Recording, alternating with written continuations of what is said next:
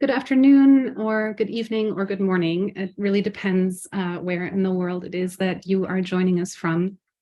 My name is Sarah Gerner, and I run the cultural program at Deutsches Haus at NYU. And it is my great pleasure to welcome you to today's conversation with the visual activist and NYU professor Nick Mirzoeff, the Berlin-based artist Candice Breitz, and the activist scholar and writer Zoé Samudzi.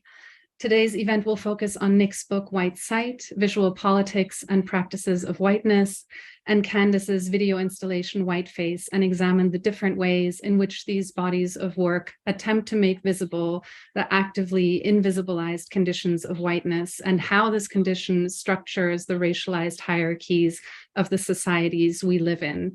And we've been planning this event for a long time, and I could not be more delighted to listen to our three panelists speak today, which is also why I'm keeping these introductory remarks brief. Each chapter of White Sight locates the reader both in the present and the past, demonstrating how historical acts of violence and erasure continue to manifest in our present-day realities. And I would like to take a moment to acknowledge that even though we're all gathering here today virtually, so it's this kind of virtual room that we're in, I am dialing in from NYU, from Deutsches Haus at NYU, which is located on the unceded territory and homeland of the Lenape people. And I ask you to please join me in acknowledging and paying respect to Indigenous people throughout the Lenape diaspora, which is not just located in the past, but very much also in the present and the future of this region, and to honor those who have been historically and systematically disenfranchised and erased. And these erasures and this layering of the past, the present, and the future, and the ways in which we encounter each other in these spaces really lies at the heart of Nick's book, and will crop up again, I'm sure, in today's conversation. Before I hand things over to our three wonderful panelists who have joined us, I'm so happy that I'm able to see their faces. I want to say a few words of thanks. The first thanks goes to the DAAD, the German Academic Exchange Service, for their support of our academic programming. I want to thank MIT Press, and I'm going to hold up the book. I hope you can see it here, for publishing this book, Nick's book. It came out last week. And I encourage anyone who is interested to buy the book, to ask your library to acquire the book, just so that you're able to read more deeply into all of the subjects that Nick addresses in this book. And I want to thank my colleagues, Juliane Campfield, the director of Deutsches Haus at NYU, as well as our intern Tina, who's here, who's posting things into the chat, and also Cameron, who helped put this event together. And we want to thank you, our audience, for being here, for making the time in your afternoon, in your morning, in your evening to join us. Family members, colleagues, everyone that has come here, thank you so much. The resonance for this event was huge, actually, to a point where we would not be able to accommodate you in the physical space of Deutsches Haus. And so it was really heartening to see the interest that this conversation raised. And last but not least, I want to thank the three panelists for creating these bodies of work, for doing this work, for Nick in the book references Arundhati Roy's portal, and that really stuck with me, for keeping this portal open in all of the writing that you do, in the creation, in the artwork that you do. And now, without further ado, I would like to introduce our panelists with very abbreviated biographical information, and we'll post the longer form details in the chat. Candice Breitz is a Berlin-based artist whose moving image installations have been shown internationally. Solo exhibitions of her work have been held at Tate Liverpool, the National Gallery of Canada, Museum Folkwang, and the San Francisco Museum of Modern Art. And this is really just a fraction of the places she's exhibited in.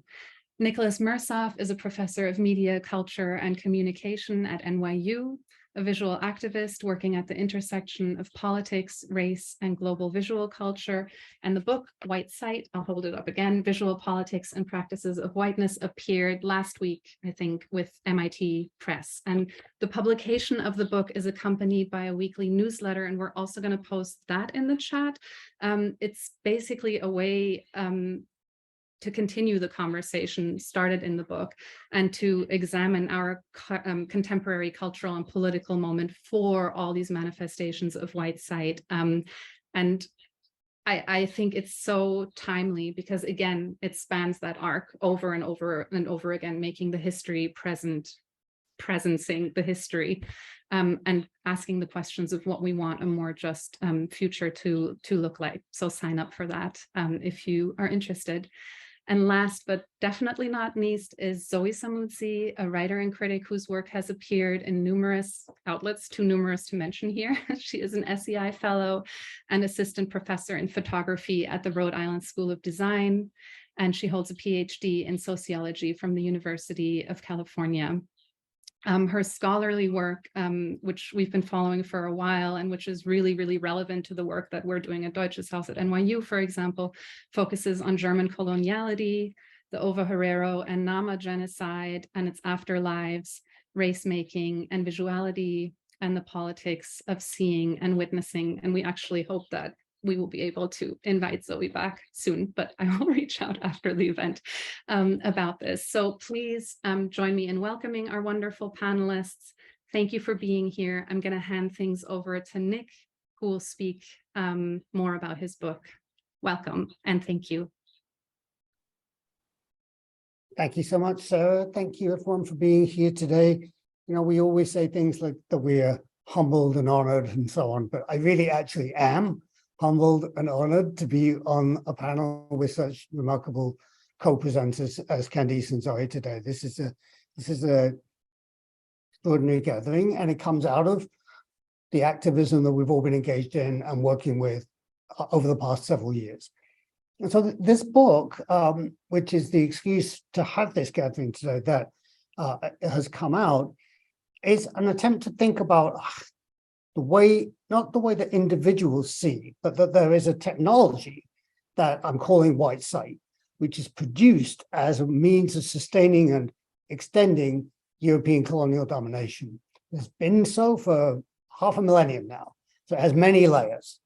And the goal of the book then is to, as it were, unfold these layers and to make us aware of them in the sense that Fanon calls consciousness eyes, make us conscious of what's happening. But at that point, then we have to start to take action. So it's not then just a project of knowledge. It's not a project of exploring the epistemology of this technology. It's a question of how do we unbuild it? And what I'm going to ask us to do today is to think about how we strike against it. And so I'm going to do the traditional screen share thing. I'm going to run through lots of pictures really quickly because this is a call to action. So if you want to get the information and the detail, there's the book. But the question here is a vital one. That's literally a matter of life and death, which I'm going to share. What I mean by white side is a combination of projection and perspective, but perspective in the sense of a taking in and erasing that you're seeing here in two perspective drawings from 17th century. On the left-hand side, you see the artist engaging in looking directly at the nude female figure, the male gaze 300 years before Laura Mulvey, but he's also correcting it. That's what those vertical lines are, because the curved lines are the ones coming out of his eye. So white side is never exactly what there is. When we see on the right-hand side, the people engaging in perspective are soldiers. They're taking possession of that land. And what they're doing is they're erasing it. As you can see, the blank space that is then taken in to the eye. This is not an abstract drawing. This is the visualization of the production of terra nullius, or nothing land, which is the basis of colonial possession. This is the theory. This is the practice. This is what I call applied white sight. This is a man whose name in English is the overseer, a man whose job it is to look over and to sustain and to engage in the practice of white sight on the plantation here in the Caribbean. And I want you to sort of imagine that that narrow triangle is coming out of his eye as he surveys these people under forced labor, which also gives to them the possibility always of resistance, of evasion, of fugitive practice that begins at the same moment that contemporary white sight begins, that formation of projection and perspective. In the modern period, we interpose a screen between the viewer and what is seen. And this is a matter of technology as well as a matter of imagination. So for the British art theorist John Ruskin, immediately after the first Indian War of Independence, argued for the artist to imagine a screen a mile wide and a mile high made out of glass between them and whatever it is that they were drawing.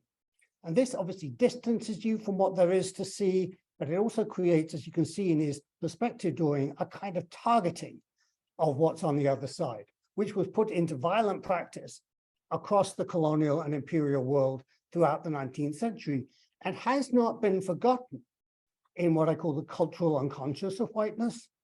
You remember Donald Trump going on about the transparent border wall, and it sounded ludicrous, but it's actually a cultural memory of this idea of distancing. And you can see a mock-up of that border wall on the right-hand side here. If you put those things together, put perspective, projection, and a screen together in a contemporary period, you get a kind of automated version of Whiteside, who epitome is the uncrewed aerial vehicle or the drone. And you can see this drawing here, one of the first drones that was made by the Israeli Defense Force in 1982, looks like a 500-year later updating of the Boss drawing of perspective, with the difference, of course, that the seeing is being done remotely by people like this, in a trailer here, in somewhere like Utah or Nevada, looking at somewhere like Afghanistan or Iraq. And in this case, looks do kill. So if you put a screen in between that perspective, you get what the military actually call a kill box. And there's a manual you can download off the internet that'll tell you how to make a kill box. In this case, a purple kill box because it's vertical as well as horizontal. And you can kill anyone, it means, inside that box using your drone. So this then is a practical means of transforming Whiteside into direct control of people using violence. It's sustained by a series of infrastructures, which I managed to misspell on this slide, for which I apologize. And these infrastructures that I want to speak about are primarily cultural ones, beginning with statues. We've been talking a great deal about statues for the first time in a long time over the last 7 or 8 years.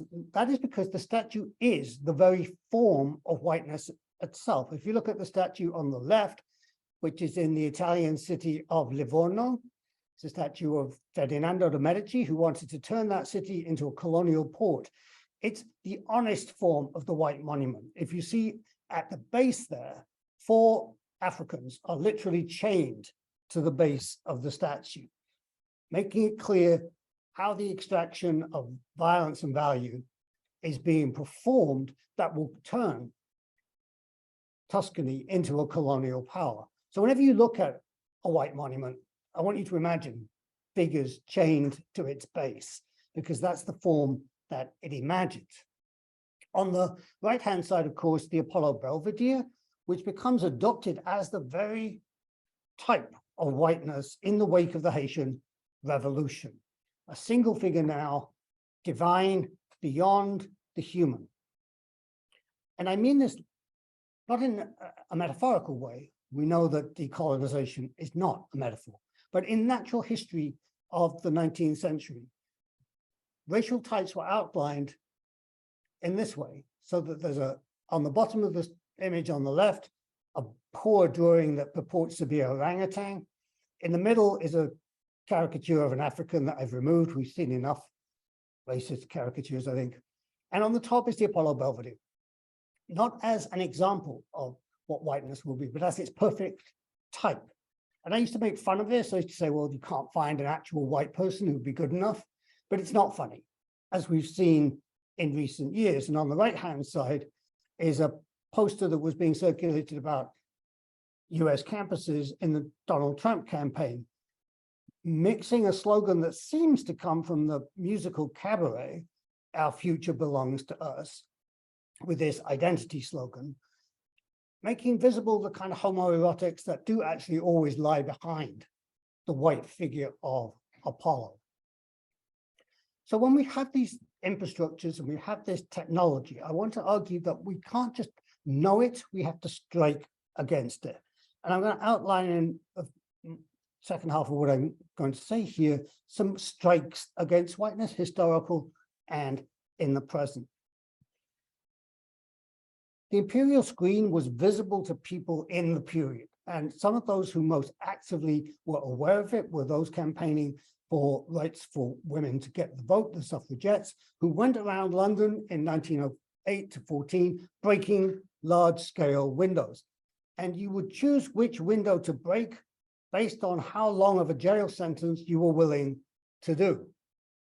These windows were broken. In this instance, you're seeing here shops having windows broken, but often also museums had their windows broken.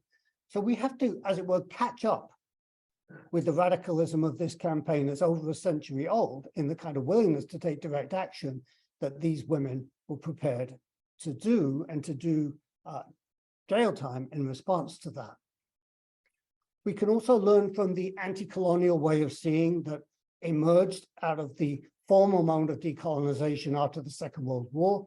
That term, way of seeing, we usually attribute to John Berger, but was actually coined by the Barbadian poet and writer George Lanning in response to the arrival of himself and other people from the Caribbean in London in the aftermath of the Second World War, as photographed here by Roger Main in Notting Hill, which was then a place in which migrant populations lived, and an exchange of looking that's going on across this photograph, in which the Caribbean men pass through a variety of white gazes.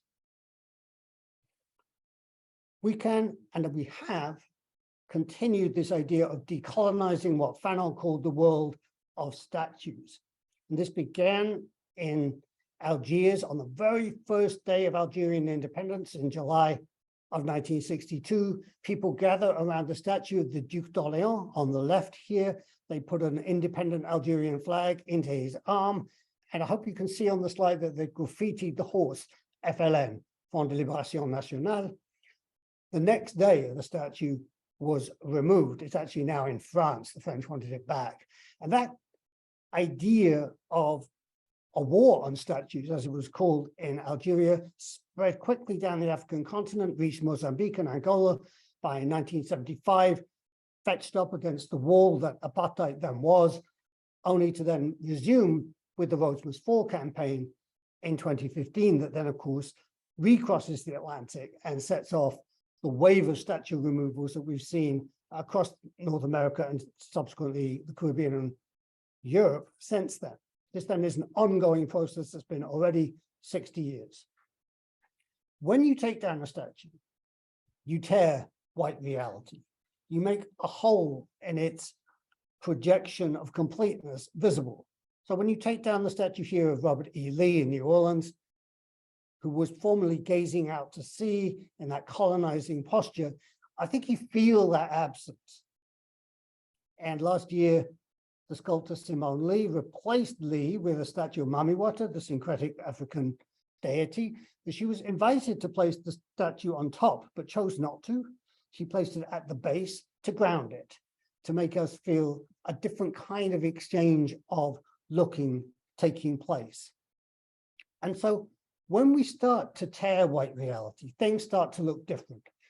In the work of the African-American sculptor Sabila Lee Smith, she's talked about when will the thin blue line, that is a metaphor in this country for the police, finally come to mean sky? And when it does, what will we then see? And I argue that what we'll see at that point, it'll be time to see the birds. And I've taken this phrase, the murmuration of stairs. Murmuration is the three-dimensional patterning that birds do, as you can see here, often starlings. An old-fashioned word for starling is the stare. And when they make a murmuration, birds fly in formation in search of a changing social formation, and they produce information, certainly, but they do it in a way that's not the only reason to have a body. They do it for pleasure. They do it to create a different sense. And here then, seeing is now three-dimensional. The murmuration is created when a bird sees either a light patch, which is the sky, or a dark patch, which is the body of another bird, and chooses at random which one to fly towards. And collectively that comes to this formation. And I was called to this idea by contemporary artwork, particularly that of Jana Comfer, whose piece 5 Murmurations was the first gallery show that I saw after the lockdown. And it's a 3-screen installation that mingles scenes from Renaissance painting, from resistance movements, from the Black Lives Matter movement, as you see here in 2020, and the murmurations of birds. And so it seemed to me then that Comfer was seeing the world in a way that was very similar to the way that I was trying to in striking white sight, in a set of layering that the imagery that you see here is not blurred, it's layered. It's an attempt to create a sense of sight as having multiple layers within it. And that we could then choose to resist and to see otherwise in ways that are now practically possible. That it is not now just a sense that we can only do this in the seminar room where I am now, but we can do it practically in the streets, in public space, in institutions, to create a portal to a different way of being. So I'm going to close there. I'm sorry again for the fiasco with the Zoom at the start, and I will turn it over to Candice. All of the Zoom beginner mistakes here. Thank you so much. It's honestly is a joy to be in the room with Zoe and Nick, and very much looking forward to our exchange. And I think I'll use most of my time now for this sort of small presentation to share the work with you, knowing that there'll be more of a chance to discuss it in response to what Zoe and Nick have to say afterwards. I will say briefly that reading your book, Nick, I felt very much aligned with several of the emphases that you chose, to sort of cast at the center of your study, and in particular, again, growing out of Fanon, trying to think about the white mask and whiteness as a set of assumptions and entitlements and a sort of communal tapping into a shared knowledge, which of course is an artificial and constructed and very political shared knowledge, which allows for the perpetuation of whiteness. And particularly interested in, your use of this term imperial screen, again, bringing us back to Fanon, not only Fanon, but Bell Hooks, Stuart Hall, so many other great thinkers have reminded us that the cultural unconscious, which is, whiteness prefers to be something which operates as a norm or as something that we don't analyze or think about.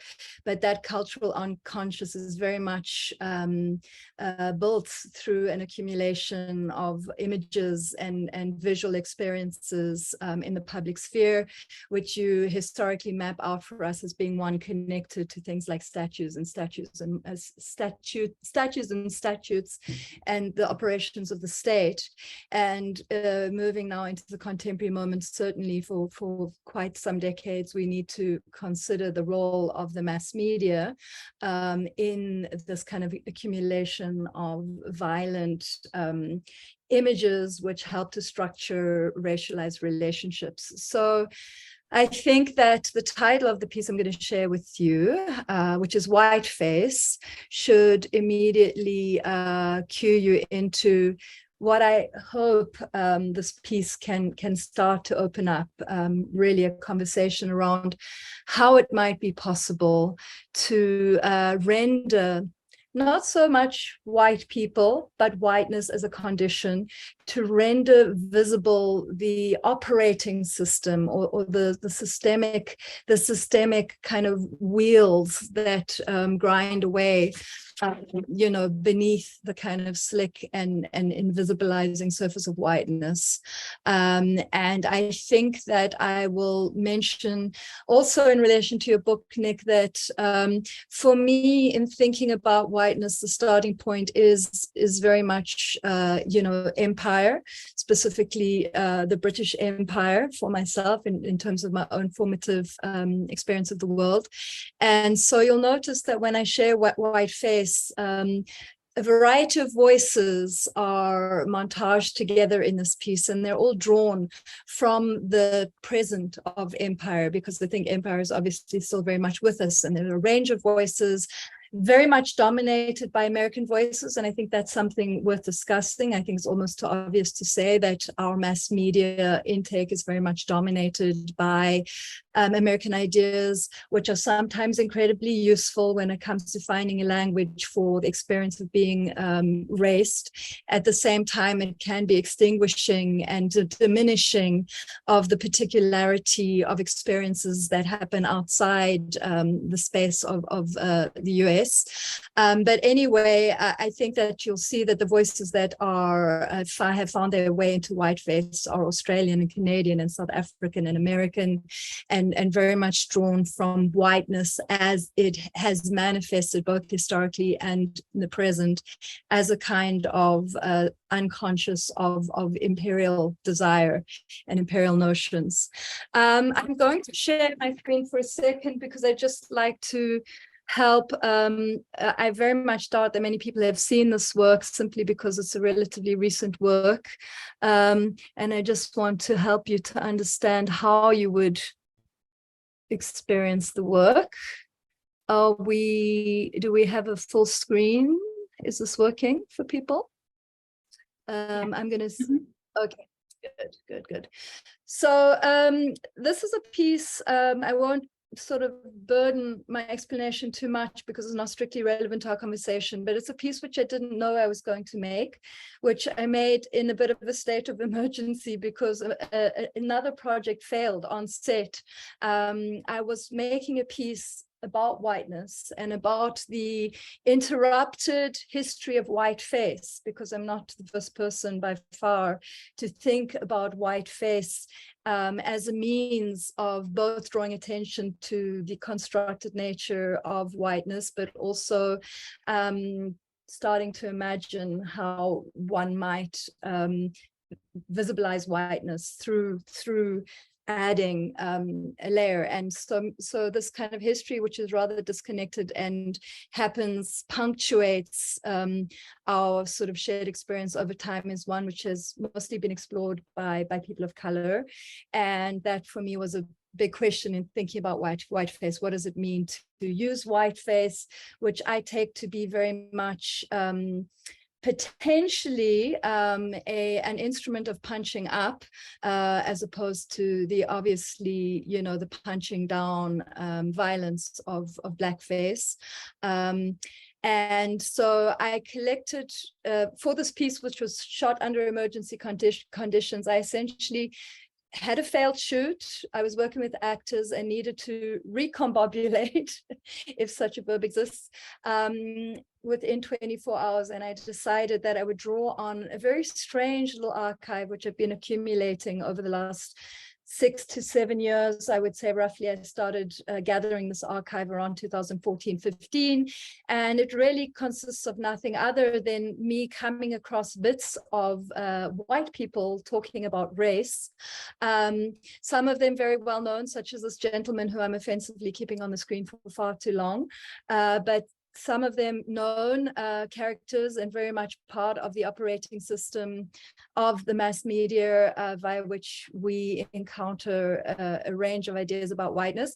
And then other people are sort of random YouTube bloggers or TikTokers or people who white people who come online in one way or another, whether it's via the kind of professional broadcasting system or from their living rooms, to speak about their experience of whiteness. And I've been particularly interested in the last 6 or 7 years in the kind of tone of panic that has become very dominant amongst those of us who share the condition of whiteness. And I sort of was interested at a certain point. I made a note of something that Nick wrote in the book, where, Nick, you mentioned that empire has always created moral panic about its impending collapse. Of course, this is a very useful mechanism for fending off anti-imperial forces, this kind of claim to the sort of the imminent collapse or demise of empire has often been one which has been used to justify imperial violence. And so it should come as no surprise to us that one of the sort of dominant modes of whiteness that recurs constantly across the landscape of whiteness these days is a claim which manifests in a variety of different ways that white people are slowly being replaced, not only by people of color, but by feminists, by immigrants, by queer people. This notion that good old white people, as too many would like to preserve, that demographic, feel that they're at threat of being at worst, in the sort of worst and most paranoid delusions of whiteness, at danger of being rendered extinct.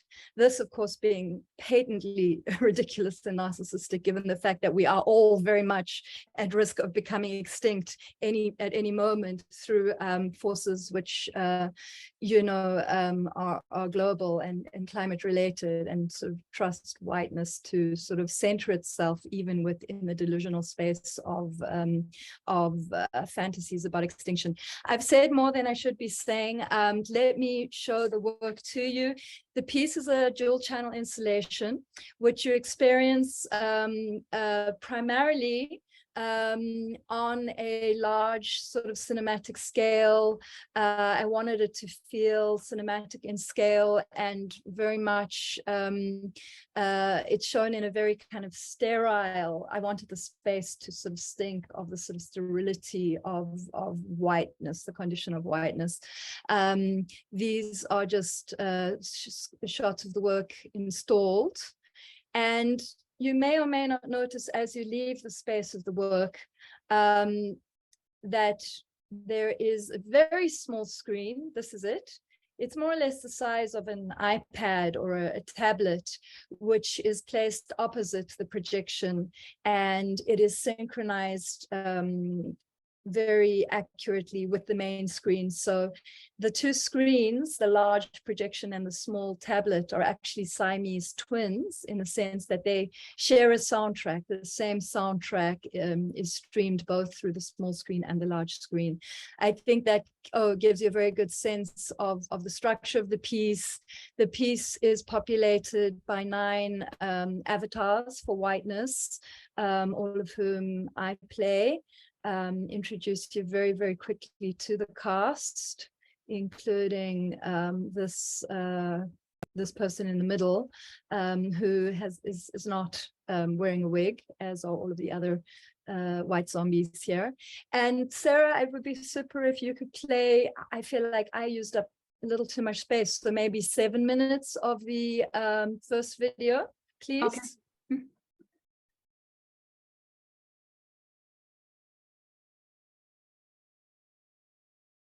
All right, I guess it's time for me to take over. Thank you so much. I'm so glad to be here with both of you, two thinkers, two creators whose works have given me a lot to think about over the past few years.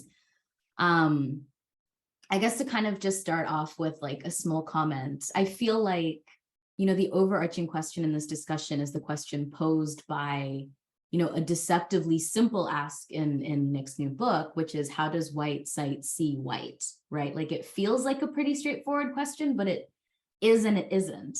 And it's a question that can be answered empirically, as a real estate measuring of stolen land and stolen people. It can be answered canonically, as with the organization of artistic genres, with European mastery as the nucleus. And it can be answered, onto epistemologically and materially, as with an entire world that's organized and spatialized around this kind of Eurocoloniality of being. And with this, and the success of white seeing, I think, which Candice really illustrates in her performance, is that whiteness becomes familiar kind of through this de-individuation, through this removal and anonymization of speakers, though I think that when you look at the footnote, it becomes like incredibly obvious who the speakers are, which is also kind of interesting. And it's this kind of like intertextuality of kind of racial practice. It becomes, we come to understand whiteness as this artificial spectrum from Robin DiAngelo to Bill Riley, but ultimately it's this internationalist political project and condition that structures global life. And so I guess my first question, is specifically to Candice, and I'm really interested in racial ventriloquy as a method, as a critical narratological method that exists contra to white sight. How do you understand this utility in creating work about and in deep criticism of whiteness? Because you're able to you're able to really successfully utilize whiteness, or utilize these kind of snippets that are incredibly familiar. And what feels so horrifying is that they're both, regardless of who's, they're both familiar and unfamiliar, because the kind of discourse is so kind of constantly circulating. This panic stream of consciousness is kind of endless. So I'm really interested in how you kind of develop and understand this method.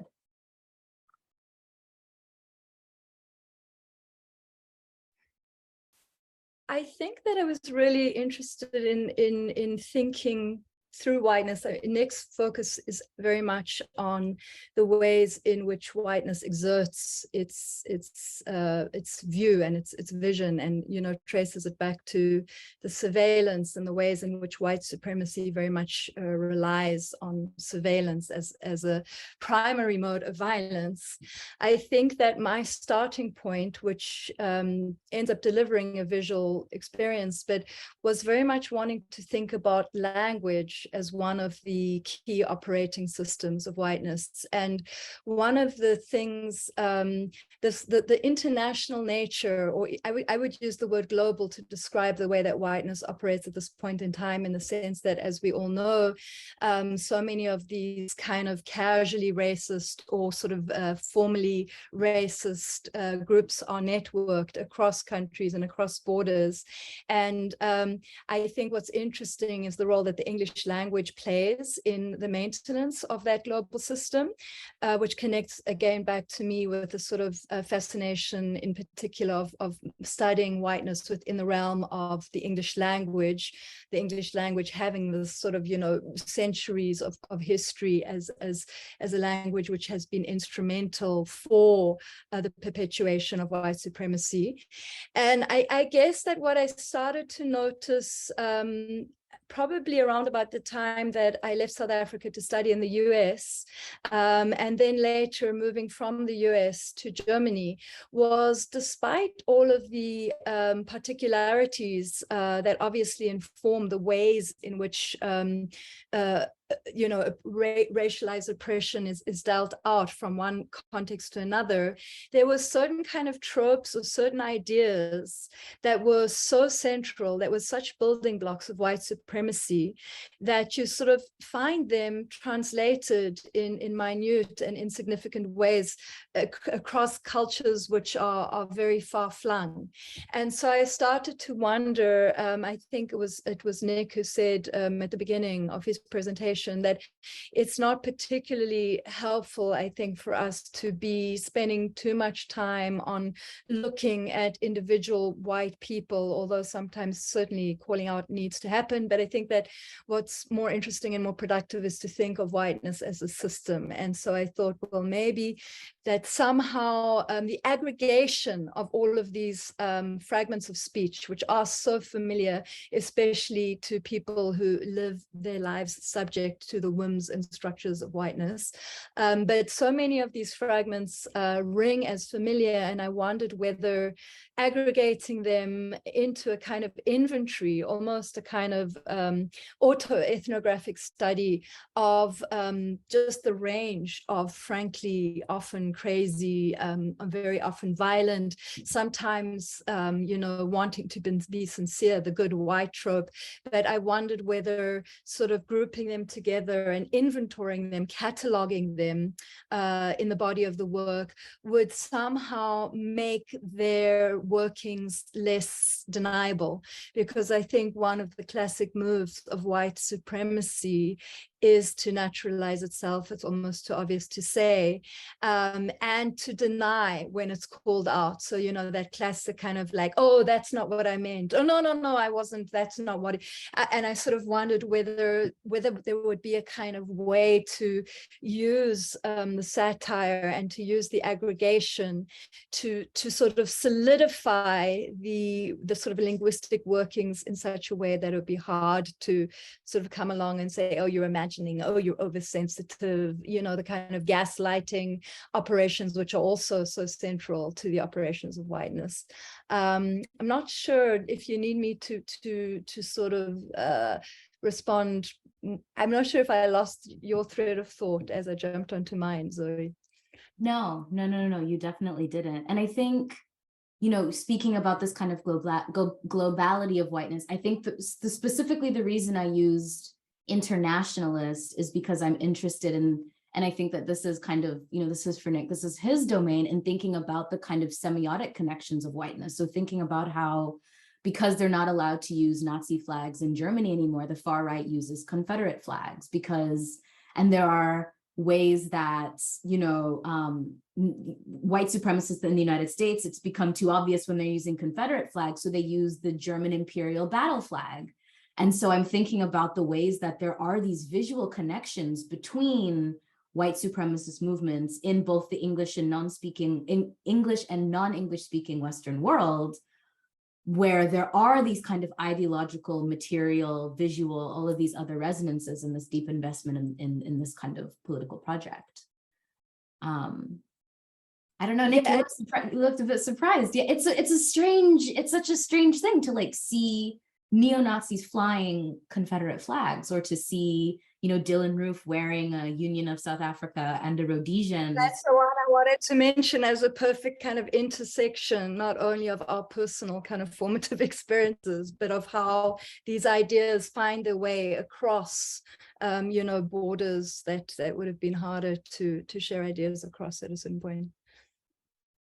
And I think that's always already been true. I think that whiteness has always been a transnational, globalizing imperial project that belongs more to the power structure than it does to the individual countries or the individuals that proposing it. And the moment at which that becomes very visible to me is the moment of the Haitian Revolution, where when Haiti is able to make the break with slavery, then suddenly everyone agrees that is what must be demonized above all else, and has not ceased to be demonized for 200 years.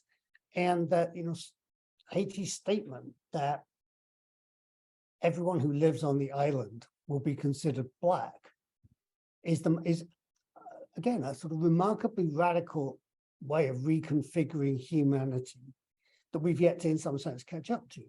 So that there's no indication of skin tone in that remark. It's a question of affiliation with the revolution in Haiti. Mm-hmm. And what I thought is what's so interesting about what Candice is doing here, and it's brilliance of this project, is the idea that Stuart Hall used to talk about of articulation, where it means both saying something but connecting things. And the way that your project does that, by connecting all these pieces and allowing us to see them in different ways, where they're normally only perceived as these singular, loud, angry statements, difficult to respond to. When you put them together like that and you loop them and you articulate them, then, and as we see them the second time or the third time, we start to actually get over the shock and we start to see, well, what's actually going on here? This is so strange. You denaturalize it. And I think that's over the course of this half millennium, that's what whiteness has been able to do, is to project an illusion on us, a very successful one, that it is a consistent and coherent reality.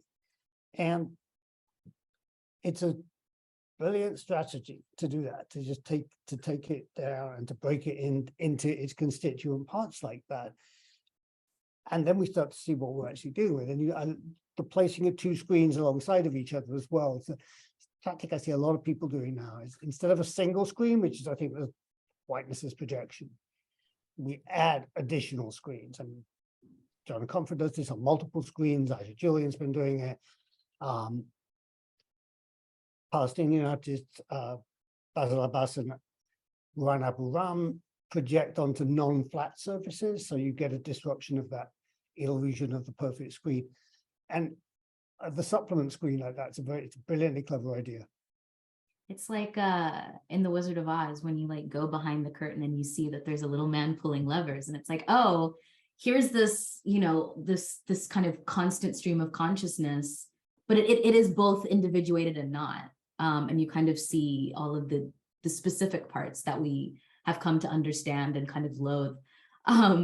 Nick, I'm really compelled by this idea of the strike against whiteness that you kind of invoke as this ongoing genealogy. And you write in the book that, you know, the strike against whiteness is the strike against visible relation. And I've been grateful for your adamant opposition to statues. I've been grateful to talk to you about museums. And I'm really interested in how this kind of strike against whiteness as this politic around removing these racist statues, you know, you were really a strong advocate about the removal of the statue at the American Museum of Natural History. I'm interested in how we can expand this into, and you've spoken about this also, a broader opposition to monumentality as a genre of white sight, white materiality, and kind of white space making. Thank you, Zoe. That's a great question. And the strike is a strike that's always there. I mean, it's the strike that's being joined finally by people who are identified as white or present as white. But it's there from the first moment of coloniality. It's there from the first slave voyage. There's always that strike. And the strike, you know, sometimes has been the hunger strike, as it was on many of the ships, bringing people into slavery, or on the plantation where people took their own lives. So there has been a persistent resistance like that we're now joining belatedly in thinking about how that might work. Monumentality is the work of undoing invisibility to me. And what monuments do is they denotice us. They make it natural and apparent that there should be white men on pedestals wherever you go. And denoticing that is their function. As we start to actually see them and we start to ask, why, what are these monuments doing? What work are they doing? And realizing how immense the work of undoing that would be. At the Central Park, for example, there's over 100 statues of men and 3 of named women who actually lived. There are lots of sort of statues of nymphs and such like. But in other words, you'd have to put up over 100 statues of female identified people to get to parity.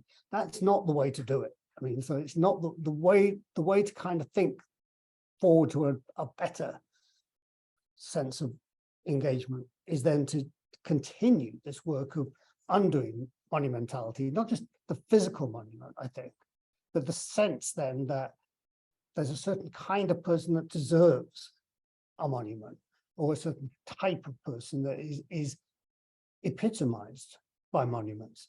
And what one of the things I like to stress is, and one of the reasons I do focus on this, is not that I'm an expert in sculpture, far from it, or that I even particularly like sculpture, which I don't, but that this is one area where we're winning.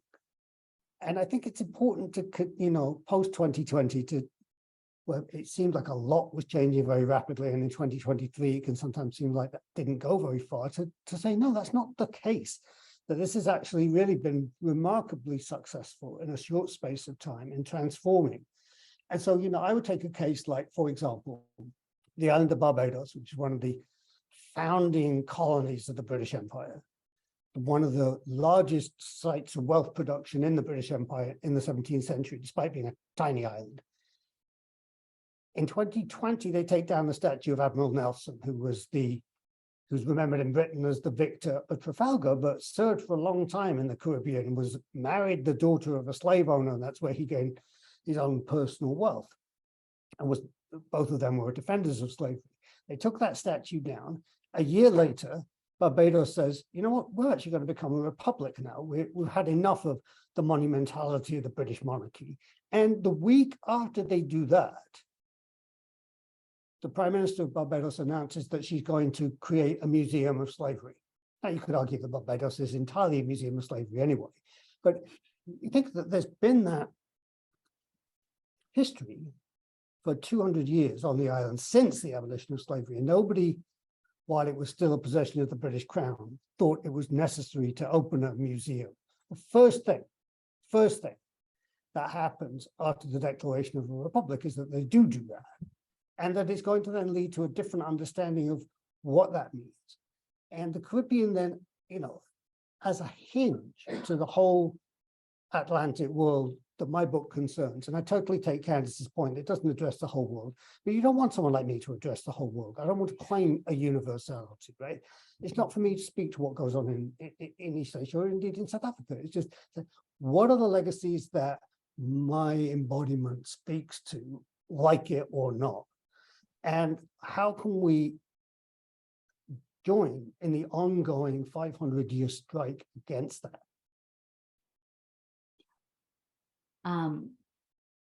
My next question is for both of you, and I want to kind of pick up what we were talking a little bit about before the event started.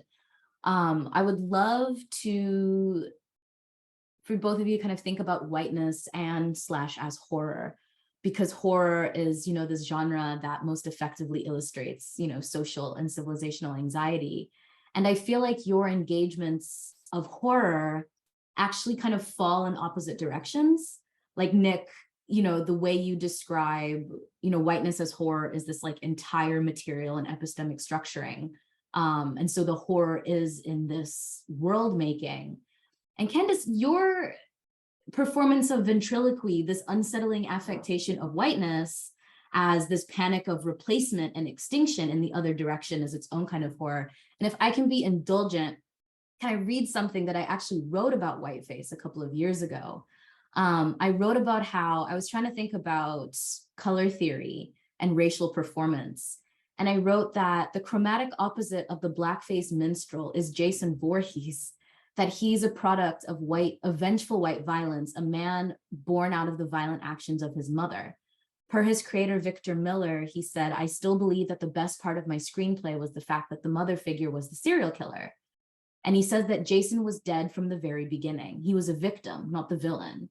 So there's a kind of quintessential whiteness to Jason, a figure whose villainy resides in this text of disempowerment and victimization. And it feels akin to the sympathetic descriptions of the phenomenon surrounding the rise of Trump, that it's not an enthusiastic racism, but an unequivocal economic anxiety and panic that drives this base. And the director of Friday the 13th says, and this is kind of the peak of the provocation, that Jason is, quote, like a great white shark. You can't really defeat him. All you can hope for is to survive. So I think from that kind of invocation of like world making, but then also the panic of losing grip of this unequivocal, the unequivocal kind of uncontested reigns of civilization, I'd be really interested in kind of how you're both thinking about horror. Big question, sorry. That's a lovely question. It's an interesting one. And it's not the obvious way to get into this, but I was struck when Candice was talking about how she described her figures as zombies. And I see exactly where you're going with this. And I wanted to pick up also on something that Candice mentioned, this idea of replacement as the panic, the horror, the ultimate implopment of this horror story is the idea that there is going to be this replacement. And it is one that is, to use critical language, always already built in. It is permanent. It's assumed the institution of whiteness depends, to my mind, on this sense that it's about to be replaced, and it has always thought that, and it continues to think that. And so the plot is, as horror movie plots are, repetitive. It's, you know, so in this instance, it's, you know, Whiteness is the kind of figure that keeps coming back, and you think, have we not finally killed this thing off? Nope, here it is yet again. You know, there are 27,000 Freddy Krueger movies for a reason. Yeah, that's well put. And I think too, also, you know, the idea that it lurks behind a mask. I mean, masks are scary, right? And are often used by characters that are horrific, so that masks make whiteness invisible, and to hide its domination and to turn it into a character that claims to be the victim in a way that's very empowering to it. And I was struck reading the other day, rereading, I should say, A Room of One's Own by Virginia Woolf, where she says anger is the sprite that accompanies power. And the sprite being the kind of mythical character, which is a nice idea. In other words, then the power is always angry. It's not a bad day for power when it gets mad. You're always mad. That's the nature of having power. And you know, the American terminology "mad," I think I like the double meaning in this case. That there's an anger to it, but there's also a certain derangement that's at stake. And that too must be that's the character in the horror film, isn't it?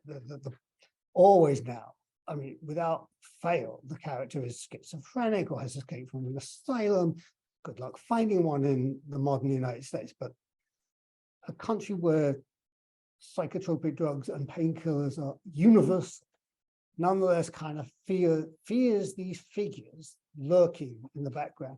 On the eve of the election of Donald Trump, I did a blog post back in there saying Trump is going to win, and the reason I think he's going to win is because there's this moral panic going on about crazy white clowns. Do you remember this?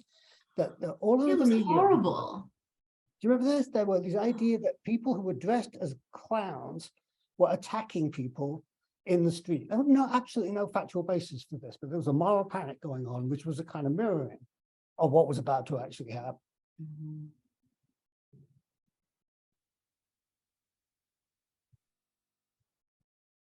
Sorry, I was listening to everything that I forgot that I was here to say something myself. I think that what I would like to distinguish my sort of figures of horror, I would like to distinguish very distinctly from, you know, the original zombie figure, right? The Haitian zombie figure. And to say that for me, the zombie reference here in this work is very much more the sort of generic stuff of horror movies, which have predominantly had white protagonists and have been, until very recently and very interestingly, you know, sort of a white mass media thing. And I think it's been interesting to see, you know, amazing directors like Jordan Peele, to mention another, you know, sort of entering the genre and using it as an instrument for dismantling racializing thinking. But so for me, what I thought would be useful about this, I'm using zombie-like as a shortcut, but it was more the genre of horror that interested me, and I was interested in a very clinical horror.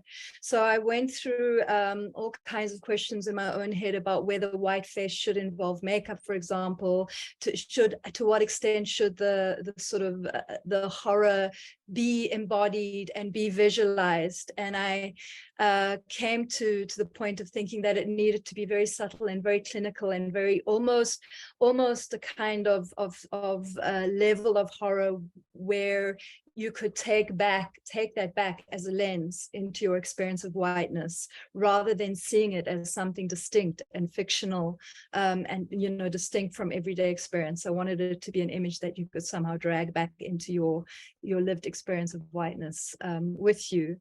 And I thought, I mean, perhaps it's too obvious to say a lot about blackface and the technology of blackface in making this piece, and wanted to think about whether some of the moves that are inherent to the sort of very repetitive performance of blackface, whether some of them could be inverted, whether some of them could be recuperated, because it's interesting how we keep on coming back to thinking about absence and how whiteness both absents itself as a racialized experience, but nevertheless imposes itself consistently on others. And I was interested very much in an incredible play, which was Day of Absence by Douglas Turner Ward. Are you familiar with the play by any chance? I'll just recapitulate super briefly because it was so interesting for me and really informed my thinking. So the African-American playwright Douglas Turner Ward in 1965 wrote a very short play. I'd be happy to send it to you because it's absolutely fascinating. And it's basically set in the American South, so that I don't have to unpack that for you, but all of the characters on stage are sort of, locals in a village, and they're all talking about how strange it is that they haven't seen any African Americans, and where are all the African Americans. And they slowly, in the first half of the play, start to notice that people are absent. Why do they notice? Because there's a withdrawal of labor. There's no one to look after the kids. There's no one to work in the fields. It's the only reasons that the absence becomes visible and noticeable. But the incredible device at the center of this play is that the whole cast is African American, and they're all playing whiteness. So they're all playing white characters. There are no African American characters in the play, but all of the actors are African Americans putting on whiteness and talking as if they were the local white villagers about the missing African Americans. And I thought that this was so brilliant. And in the play, Douglas Turner Ward usually had the actors, the African American actors, wear just a very simple white circle on their face to visualize their whiteness. I'm not even sure. I would love to see, a contemporary playwright, and maybe somebody has recently, I'm not sure, come back to this play and think about how one would reactivate it. In fact, I thought about doing that myself and then decided it wasn't my place to sort of rework this absolutely brilliant play. But the reason I mention it is because, again, it takes us back to this play between absence and presence. And within the play, what is thematized is through the radical presence of the African American actors on the stage, the absence of African Americans within the white cultural unconscious is explored and interrogated. And so I was interested in the horror of whiteness as being something which is manifest in the way that it kind of moves between this incredibly invasive surveillant presence, which I think is impossible for any person of color to ignore in a dominant white culture on the one hand, but then sort of insists on its invisibility the minute it gets kind of challenged or analyzed.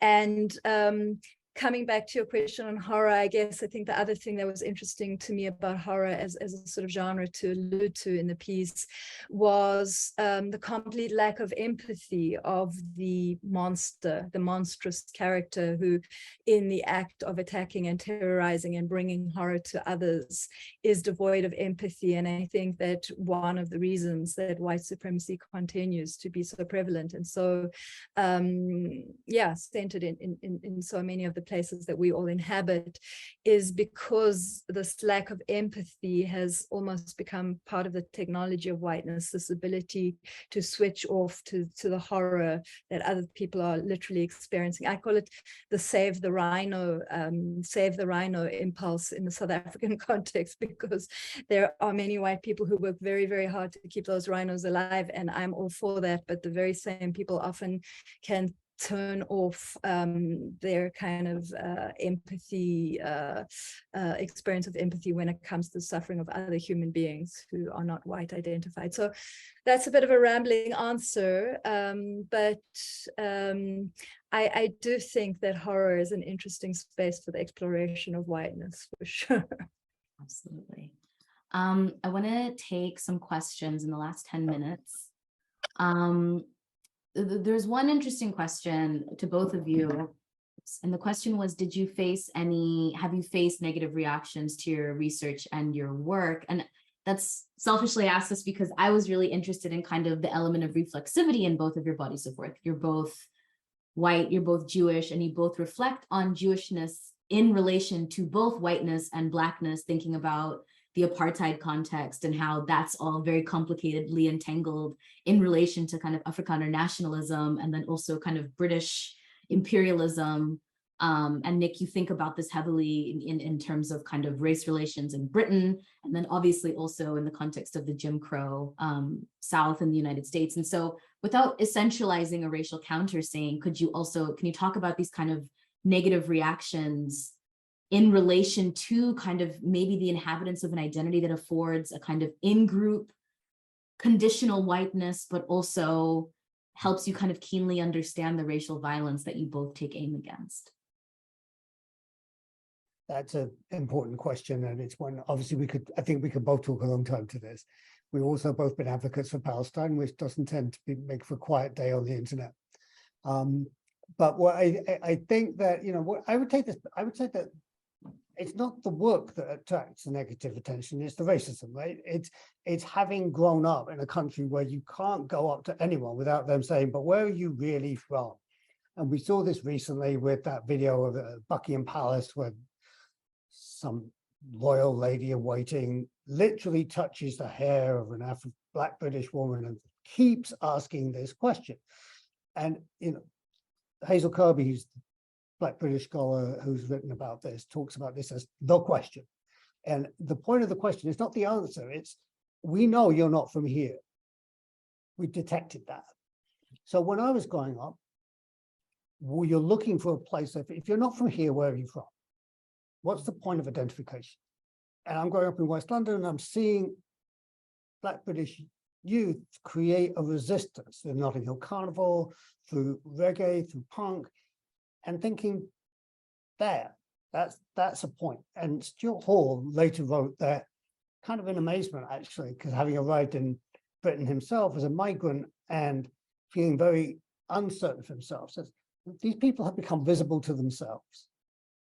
And I think retrospectively, and it's taken me many years to figure this out, I'm no sense a teenager now, looking back to that time, thinking that's what I was seeing in those, in the cultural and social practice back then, and found it again, in the work of someone like Fanon, but in the civil rights movement, in the resistance to apartheid, and in longer histories that I've tried to outline in my book. I'll answer very specifically in relation to Whiteface itself.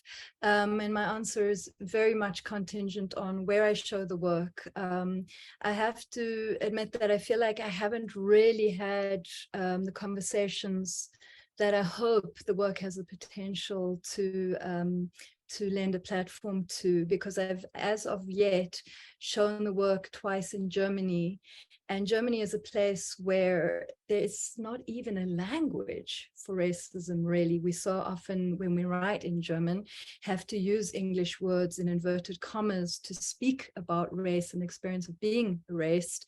And so most of the press response to this piece, when I've shown it in 2 different German cities, has simply reproduced the content of the work very, very interestingly, to the extent that I almost feel that eventually there'll need to be a catalog or a book which archives some of the press responses which fall immediately into the trap of just reproducing the why focus on the whiteness of people, because I think in Germany you can still trigger white people as easily as sort of describing them as white. People don't like to be called white, and I think that that's still we're still at the very early point in talking about race in the German context, despite the fact that nearly 40% of Germans are not white identified anymore. So what I'm still interested in and still looking forward to understand better about this piece is that it does almost by default divide its audience into two audiences, those who carry the experience of whiteness and the benefits of whiteness, and those who are subject to whiteness. And I'm very keen to slowly understand, and it's something that I've obsessed about and had many sleepless nights about, whether the piece might be able to offer meaningful experiences to each of these audiences without wanting to essentialize or to suggest in any way that all white people will respond in this way and all people of color will respond in that way. But certainly I'm interested in whether the piece can both create a kind of disruption or invite a reflection or a discomfort that might be productive for those who identify as white, whereas on the other hand, hoping, and really it's not my place to assess whether this is working, but hoping that there can also be some kind of cathartic or humorous, or I'm not sure what what the piece can offer, to people who have to sort of tango with racism on a daily basis. But I am very, very, very interested in having this conversation in places like South Africa and the US. I'm about to show Whiteface in Cape Town, which might be the capital of whiteness, the international capital of whiteness. And I'm very curious to see what kinds of conversations I had here, because we South Africans do not mince our words around questions of race. And I'm sure that there will be a much more direct, much more informed, much sorry to use the adjective meaty, but much meatier conversation than I've been able to have thus far in the German context. And then I hope, at some point to also get responses in the US, in the UK. But I do think it's very contingent on where the work is shown. And certain contexts, I think the discourse has evolved, not necessarily to everybody, but there are at least certain basic things that you can rely on people understanding and knowing in some contexts, whereas in others you still have to explain to people why blackface is dehumanizing and why blackface is a problem. So your starting point and your sort of entry point into the conversation is vastly variant depending on where the conversation is being had. Candice, actually a question for you. Can you discuss how you arrived at the avatars, why blonde wigs, for example, and the implications for gender in the reproductions of whiteness?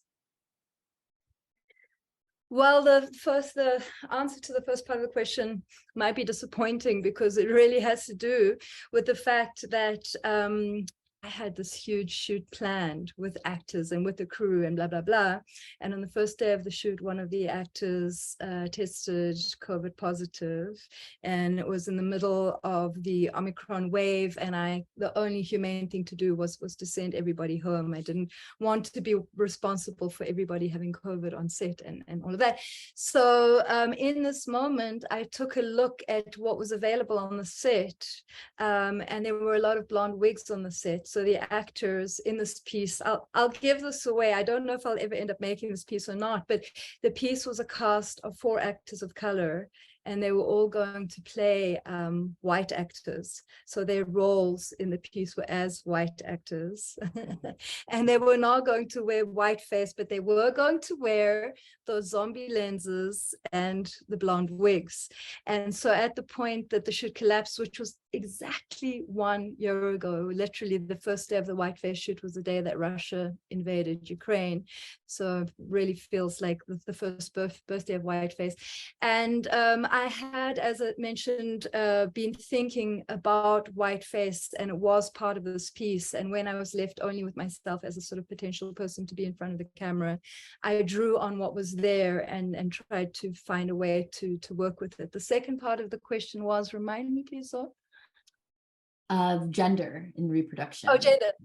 Oh, yeah. I mean, I suppose the gender, I like to talk with gender a lot in all of my work. And I suppose it had to do with the fact that I really didn't want you to be able to settle on any of these avatars as being distinct or being somebody that you could either identify with or, so you'll see that at different moments, somebody wearing what I call the Karen wig, the wigs all got names in the editing stages so that I could distinguish English, or there's the one Karen wig. Sometimes the Karen wig speaks with an Australian woman's voice, and sometimes it speaks with a Canadian man's voice. And I didn't want you to be able to pin down individuals, because I really wanted the cast to be a portrait of whiteness as it exists in this moment in time: white defensiveness, white panic, white anxiety. And so the wigs and the kind of the fastness with which they move, and your inability to connect a particular wig to a particular voice, or that was important to me, because I wanted you, as you experience the piece, to be thinking about whiteness in general and as a system, rather than to be saying, oh, I loved that character, or oh, that character was interesting. I wanted to de-individualize them. And I mean, I do think, as do so many of us these days, that it's not really possible or interesting to think about questions of race, or questions of gender, or questions of class, without thinking about the intersections between these things. And it would have been easy to just work with white men's voices, but it seemed to me very important, you know, white women as the kind of supreme helpers and sort of midwives of white supremacy also needed to figure. And I wanted to really mash it all up so that you had to think about whiteness in general rather than specific white people. So I feel like we're at the end, but if I could, there's one last question I'd like to ask. You know, early in the intro, obviously, you know, you talked about Arundhati Roy's portal as this opening, and what the way that you write it, Nick, as quote, an opening into a space where it might be possible to live, where white reality can and must be unbuilt.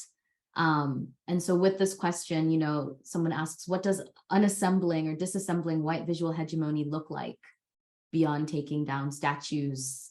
How do you envision, through your practice, through your work, a portal out of which, you know, we can escape this regime of racial visuality?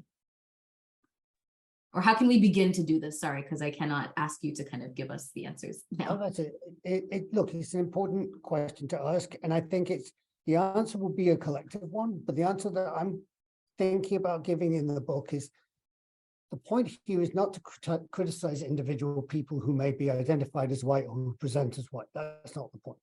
The point is to think about a system of power that has articulated and connected people in hierarchical relations over centuries. And to say that in this moment, there is the possibility to see another way.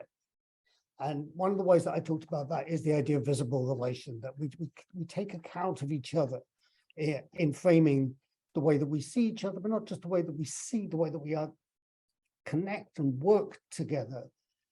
The idea of the murmuration, which I ended with, is that idea then of a complicated, complex set of relations that allow for multiple interactions in the production of something that is other than individual. This is then the consent to be something other than a single being, which in both cases, I'm quoting Edouard Glissant here from Martinique. And we have senses of what that's like, because we've experienced it from time to time, when we've been in solidarity with other groups, when we're in certain forms of collective cohesion. You know, when you're responding to a pandemic, only collective action works. So we have had a sense of what an alternative would look like. My sense is that when we unbuild the institutions of white supremacy, what will actually be created out of that is an enormously much more creative world, in which instead of being either white or non-white, you have a much greater sense of possibility, complicated sets of possibilities. And people who are in the room here with me have heard me say this before, but when Stuart Hall talked about this, he would say, nowadays, when I ask someone where they're from, I expect a very long answer. And one of Stuart's own answers to that was to talk about how he was English, he was Scottish, he's obviously of African descent, East Asian descent, and Portuguese Jewish. Now, I can then engage him with that because I say, oh, that's interesting, because I'm partly Sephardi Jewish too. So we've got a conversation here, the conversation that Stuart called the unfinished conversation, becoming, making identities. But if he's black and I'm white, then there's just a polarity. And so it's the greatest gift, I think, that people who find themselves identified as whiteness could receive is to say, you no longer have to be white. You can be many complicated things that you can now explore and formulate in ways that you haven't really been able to do up until now. That's what I'm hoping to see. I'm gonna swoop in here and thank all three of you so much for this wonderful, rich, substantial conversation. Zoe for the like effortless moderation and weaving in and out of these two bodies of work. It was really, I learned so much. I am processing so much. For example, Candice, what you were saying about the kind of absence of language in the German context and how that conversation turns into a translation in and of itself. I think that's so interesting. And I'm really, really curious to maybe get an update on how this work is received and what those conversations are like in South Africa. So thank you all so much. Again, here is the book. You've seen Candice's work. I love the image of the murmuration, and I think that's the kind of lasting image I will take away of, because anyone who's stood under a murmuration or who's heard the wings and who's seen that kind of movement that like defies imagination of how they're able to move their bodies in unison and create these shapes. I think that kind of is a lasting and really hopeful image. So thank you all so much for this panel, for the work you're doing, and please keep in touch. And to our audience, thank you so much. And you're very much a part of that murmuration, even though we don't see you right now, but we know that you're here and we appreciate your presence. Thank you all so much, and I hope you will all be well. Bye-bye. Bye. Thank you all so much. It's lovely. Thank you. Thank you.